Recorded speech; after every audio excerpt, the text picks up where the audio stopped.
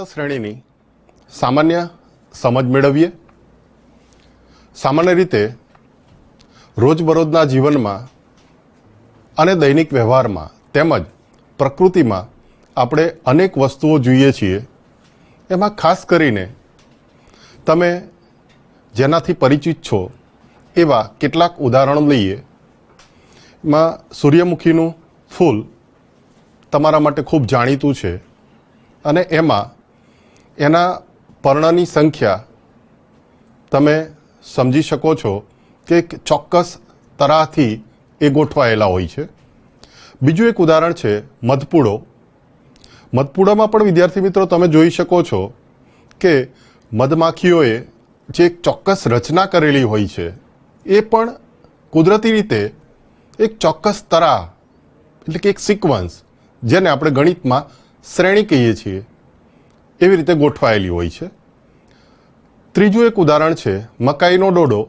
मकाईना डोडामां तमे एना दाणाओ आम चोक्कस रीते गोठवायेला होय छे अने एमां जेम जेम उपरथी नीचे तरफ आवीए एम दाणानी संख्यामां क्रमशः वधारो अने साव नीचे तरफ जता एनी संख्यामां क्रमशः घटाडो तमे जोई शको छो।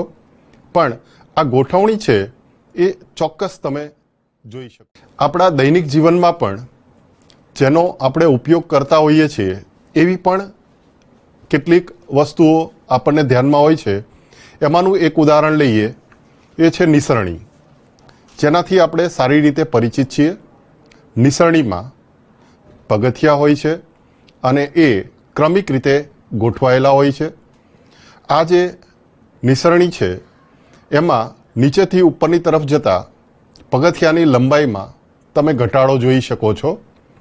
आ जे घटाडो छे ए 2 सेंटीमीटर जेटलो छे के नीचेना पगथियाथी उपरनुं पगथियुं ए 2 सेंटीमीटर ओછી लंबाईनुं छे। सौथी नीचेना पगथियानी लंबाई जो 45 सेंटीमीटर होय अने नीचेथी उपर जता पहला, बीजा, त्रीजा, चौथा एम छेल्ला एटले के 8मा पगथियानी लंबाई अनुक्रमे 45 centimetre, 43 centimetre, 41 centimetre, 39 centimetre, 37 centimetre, 35 centimetre अने 31 सेंटीमीटर तमे जोई शको छो। एटले निसरણીमां पण आ पगथियानी जे लंबाई घटती जाय छे, जेम जेम नीचेथी उपर तरफ जईए तेम तेम आ पगथियानी लंबाईमां घटाडो थाय छे अने ए घटाडो एक चोक्कस अचळांक छे जे 2 सेंटीमीटर जेटलो छे। दरेक उदाहरणमां तमे एक चोक्कस श्रेणी मेळवी छे।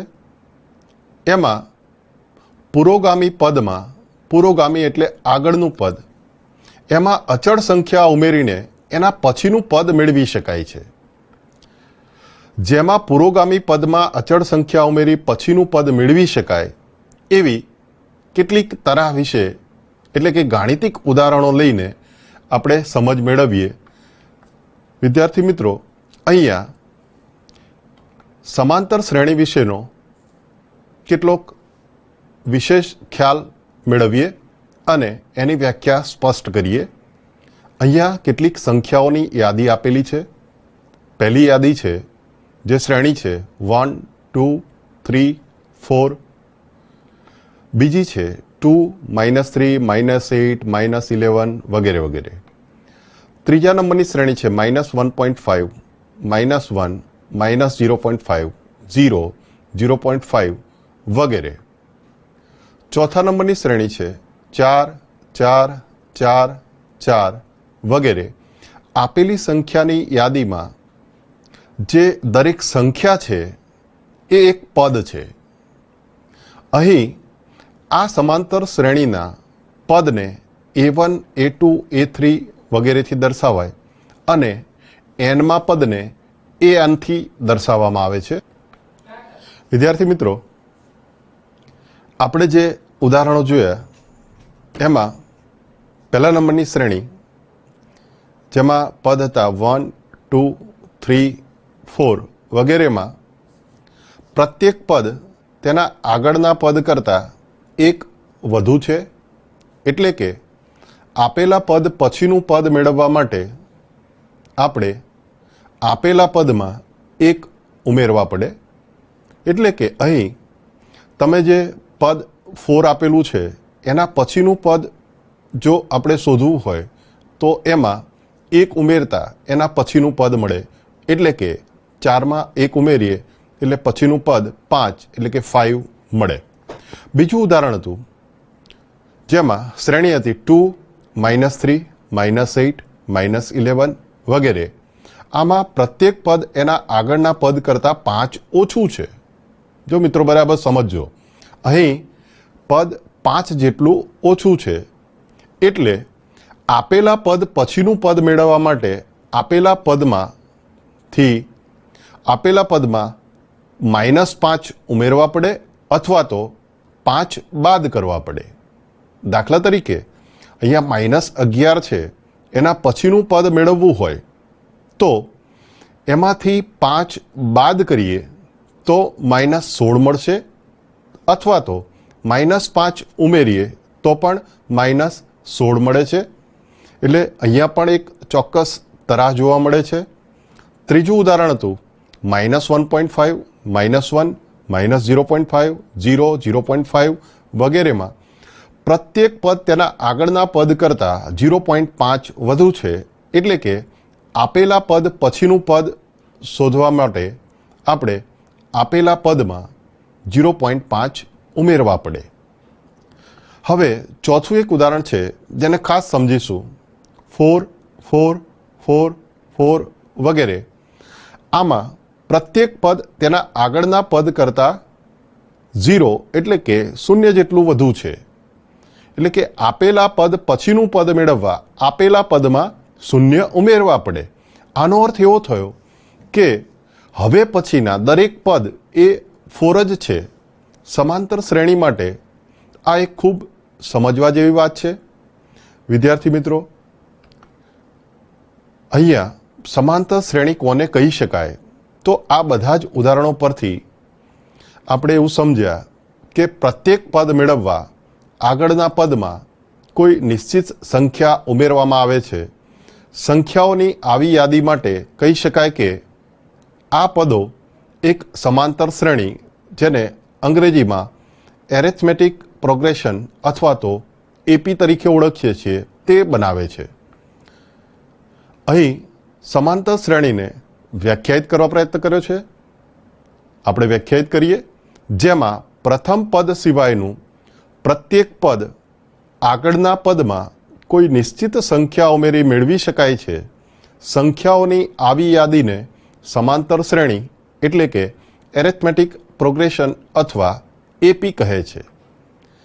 આ નિશ્ચિત સંખ્યા જે સમાંતર શ્રેણીનો સામાન્ય તફાવત, જેને ડી તરીકે ઓળખીએ છીએ.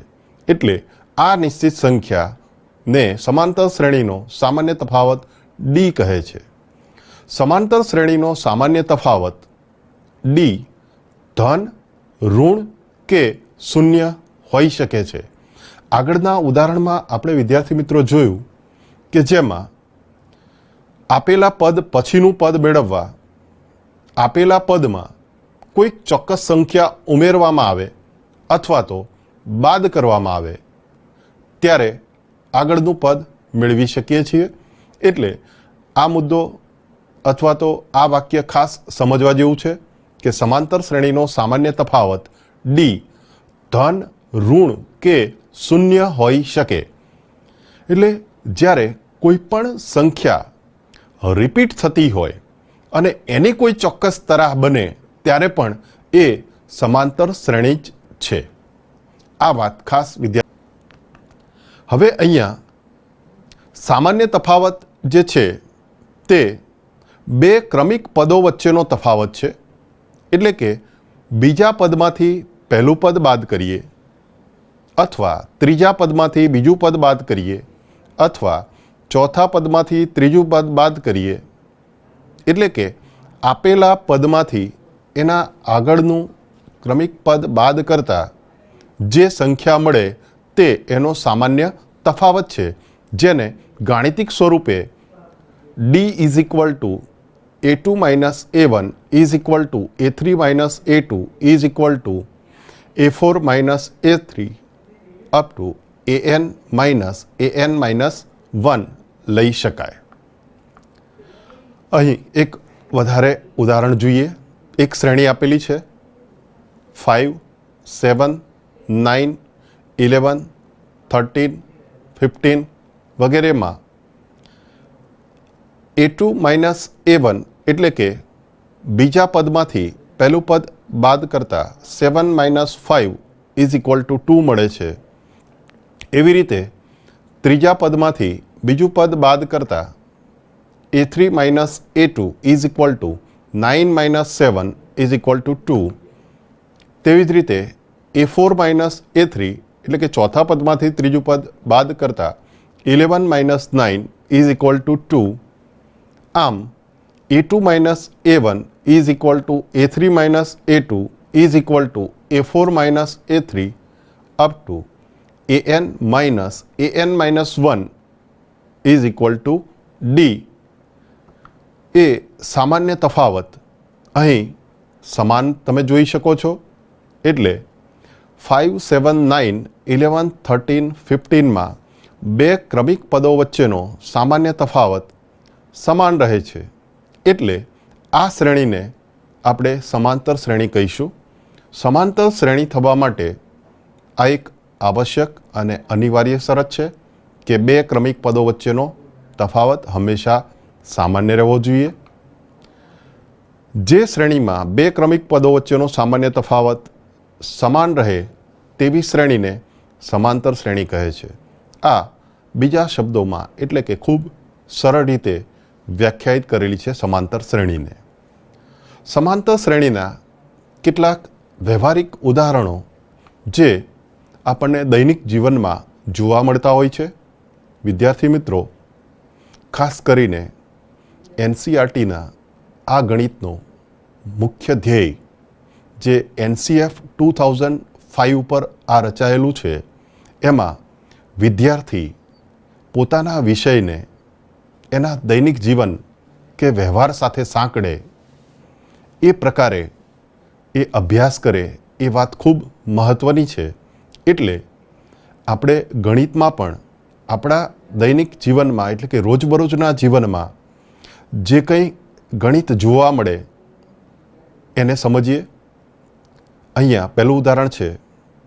એક શાળામાં સવારની સભામાં એક હારમાં ઊભેલા કેટલાક વિદ્યાર્થીઓની ઊંચાઈ સેન્ટીમીટરમાં અહીં આપેલી છે. 147, 148, 149 અપ ટુ 157 છે. એટલે સૌથી ઓછી ઊંચાઈનો વિદ્યાર્થી શરૂઆતમાં ઊભેલો છે. એના પછી ક્રમશઃ 1 સેન્ટીમીટર એમની ઊંચાઈમાં વધારો થતો જાય છે. બીજું એક ઉદાહરણ છે. કોઈ શહેરના જાન્યુઆરી મહિનાના એક સપ્તાહના ન્યૂનતમ તાપમાનની વધતા ક્રમમાં નોંધણી અહીં ડિગ્રી સેલ્સિયસમાં દર્શાવી છે. વિદ્યાર્થી મિત્રો, અહીં -3.1, -3.0, -2.9, -2.8, -2.7, -2.6 અને -2.5 અહીંયા એ શહેરમાં જાન્યુઆરીના એક સપ્તાહમાં નોંધાયેલા તાપમાન છે, જેમાં તમે ચોક્કસ સંખ્યાની તરાહ જોઈ શકો છો. બીજું એક ઉદાહરણ છે વ્યવહારિક. ₹1000 પર અચળ 5% દરે લોનના પૈસા ચૂકવ્યા બાદ બાકી રહેતી રકમ 950, 900, 850, 800 અપ ટુ 50 છે. એટલે અહીં દર વર્ષે 5% લેખે અહીં લોન ચૂકતે કરે છે. એટલે કે 1000ના 5% 50 રૂપિયા દર વર્ષે લોનની રકમમાં ઘટાડો થતો જાય છે. ચોથું એક ઉદાહરણ છે. કોઈ શાળામાં 1 થી 12 ધોરણના પ્રથમ ક્રમે આવેલા વિદ્યાર્થીઓને રૂપિયામાં અપાતી રોકડ ઇનામની રકમ 200, 250, 300, 350 અપ ટુ 750 છે. એટલે પહેલા ધોરણના વિદ્યાર્થીને ₹200 ઇનામ આપવામાં આવે છે, બીજા ધોરણના વિદ્યાર્થીને 250, આમ ક્રમશઃ ધોરણમાં વધારો થતાં ઇનામમાં ₹50 વધારો થતો જાય છે અને 12મા ધોરણના વિદ્યાર્થીને ₹750 રોકડ ઇનામની રકમ મળતી હોય છે. તો આવા ઘણા બધા વ્યવહારિક ઉદાહરણો આપણે વ્યવહારમાં જોઈ શકીએ છીએ કે જે એક સમાંતર શ્રેણીની રચના કરતા હોય છે. આ સમાંતર શ્રેણી જે બને છે એમાં સમાંતર શ્રેણીમાં જે સંખ્યાઓની એક તરાહ હોય છે, જેને સંખ્યાઓને આપણે પદ તરીકે લઈએ તો પ્રથમ પદ a અને સામાન્ય તફાવત d હોય તો સમાંતર શ્રેણીનું એક વ્યાપક સ્વરૂપ પ્રથમ પદ a, બીજું પદ a+d, ત્રીજું પદ a+2d, ત્રીજું પદ a+3d આવી રીતે દર્શાવે છે, જેને સમાંતર શ્રેણીનું વ્યાપક સ્વરૂપ કહે છે. હવે અહીંયા બે પ્રકારની સમાંતર શ્રેણી વિશે ખ્યાલ મેળવવો છે. જે સમાંતર શ્રેણીમાં પદની સંખ્યા નિશ્ચિત હોય એટલે કે ફાઇનાઇટ હોય એવી સમાંતર શ્રેણીને શાંત સમાંતર શ્રેણી એટલે કે ફાઇનાઇટ એરિથમેટિક પ્રોગ્રેશન તરીકે ઓળખીએ છીએ. દાખલા તરીકે અહીંયા એક ઉદાહરણ આપેલું છે 5, 7, 9, 11, 13. આ સમાંતર શ્રેણીમાં કુલ 5 પદ આપેલા છે એટલે કે પદની સંખ્યા નિશ્ચિત છે. નિશ્ચિત અંગ્રેજીમાં આપણે ફાઇનાઇટ કહીએ છીએ. એટલે આ સમાંતર શ્રેણીને શાંત સમાંતર શ્રેણી, જેને અંગ્રેજીમાં ફાઇનાઇટ એરિથમેટિક પ્રોગ્રેશન તરીકે ઓળખવામાં આવે છે. બીજો પ્રકાર છે જે સમાંતર શ્રેણીમાં પદની સંખ્યા અનિશ્ચિત હોય એટલે કે ઇન્ફાઇનાઇટ હોય તેવી સમાંતર શ્રેણીને અનંત સમાંતર શ્રેણી એટલે કે ઇન્ફાઇનાઇટ એરિથમેટિક પ્રોગ્રેશન કહેવામાં આવે છે. દાખલા તરીકે 100, 200, 300, 400 વગેરે વગેરે કન્ટિન્યુ ચાલ્યા જ કરે છે. અહીં પદની સંખ્યા નિશ્ચિત નથી એટલે કે આ શ્રેણી એક અનંત સમાંતર શ્રેણી છે. વિદ્યાર્થી મિત્રો, આપણા અભ્યાસમાં આ બંને પ્રકારની સમાંતર શ્રેણીનો અભ્યાસ કરવાનો આવશે અને એના આધારિત દાખલાઓ ગણવાના હશે. એટલે આપણને એ ખ્યાલ હોવો ખૂબ જરૂરી છે. આપણે સમાંતર શ્રેણીનું પ્રથમ પદ a અને સામાન્ય તફાવત d જાણતા હોઈએ તો શ્રેણીના આગળના પદ લખી શકાય. સમાંતર શ્રેણીની આ એક વિશેષતા કહી શકાય. વિદ્યાર્થી મિત્રો, અહીં આપણે ગાણિતિક રીતે સમાંતર શ્રેણીમાં પ્રથમ પદ a અને સામાન્ય તફાવત d આપેલું હોય ત્યારે શ્રેણીના પદ કેવી રીતે લખી શકાય તે સમજીએ. અહીંયા એક ઉદાહરણ આપેલું છે જેમાં શ્રેણીનું પ્રથમ પદ a = 23 અને સામાન્ય તફાવત d = 3 આપેલા છે. તો આ સમાંતર શ્રેણી 23, બીજું પદ છે 23 + 3 એટલે પહેલા પદમાં સામાન્ય તફાવત ઉમેર્યો છે એટલે 26 થયા. પછીનું ત્રીજું પદ છે એ બીજા પદમાં સામાન્ય તફાવત એટલે 26 + 3 = 29. ચોથું પદ છે 29 + 3 = 32. આમ અનંત સુધી પદ મેળવી શકાય. સમાંતર શ્રેણી આવી રીતે 23, 26, 29, 32 વગેરે મેળવી શકાય છે. બીજું એક ઉદાહરણ લઈએ જેમાં સમાંતર શ્રેણીનું પ્રથમ પદ a = 7 આપેલું છે અને સામાન્ય તફાવત d = 0 એટલે કે 0 આપેલો છે. તો આ સમાંતર શ્રેણીનું પહેલું પદ 7, બીજું પદ 7 + 0, ત્રીજું પદ પણ 7 + 0 એટલે કે ક્રમશઃ આગળના પદમાં 0 ઉમેરતા પદની કિંમતમાં કોઈ ફરક પડતો નથી. એટલે આ સમાંતર શ્રેણી 7, 7, 7, 7 વગેરે અનંત સુધી મળે છે. એટલે કે દરેક પદ એનું 7 છે અને એનું મુખ્ય કારણ છે વિદ્યાર્થી મિત્રો સામાન્ય તફાવત શૂન્ય હોવો તે. હવે અહીંયા બીજા કેટલાક ઉદાહરણો જોઈએ કે જેમાં સમાંતર શ્રેણીનું પ્રથમ પદ એ અને સામાન્ય તફાવત ડી શોધવાનો છે. કોઈ એક શ્રેણી આપેલી છે 3/2, 1/2, -1/2, -3/2 વગેરે.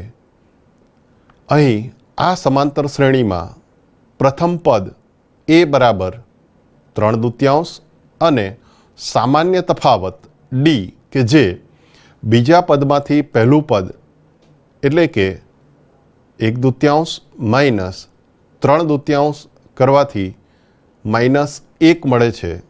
એટલે સામાન્ય તફાવત ડી ઇઝ ઇક્વલ ટુ -1 છે. સામાન્ય તફાવત શોધવા માટે જેમ બીજા પદમાંથી પહેલું પદ બાદ કર્યું તેવી જ રીતે સમાંતર શ્રેણી છે એટલે ત્રીજા પદમાંથી બીજું પદ પણ બાદ કરીને મેળવી શકાય, ચોથા પદમાંથી ત્રીજું પદ પણ બાદ કરીને મેળવી શકાય છે. હવે વિદ્યાર્થી મિત્રો આપણા પાઠ્યપુસ્તકમાં સ્વાધ્યાય નંબર 5.1 આપેલું છે જેમાં સમાંતર શ્રેણીનો તમારો ખ્યાલ વધારે સ્પષ્ટ થઈ શકે તેવા કેટલાક પ્રશ્નો આપેલા છે. એમાંનો પહેલો પ્રશ્ન છે નીચે આપેલ સ્થિતિમાં કઈ સ્થિતિમાં સંખ્યાની યાદી સમાંતર શ્રેણી બને અને કેમ? પહેલા નંબરનું અહીંયા એક્ઝામ્પલ આપેલો છે. એક ટેક્સીનું ભાડું પ્રથમ કિલોમીટર માટે ₹15 અને પછીના વધારાના પ્રત્યેક કિલોમીટર માટે ₹8 છે.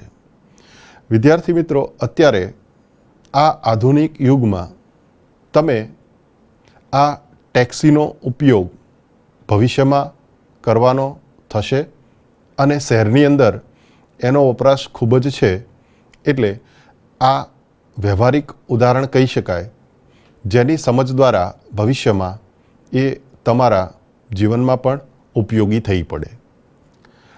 ટેક્સીમાં પ્રથમ કિલોમીટર માટેનું ભાડું ₹15 ફિક્સ છે.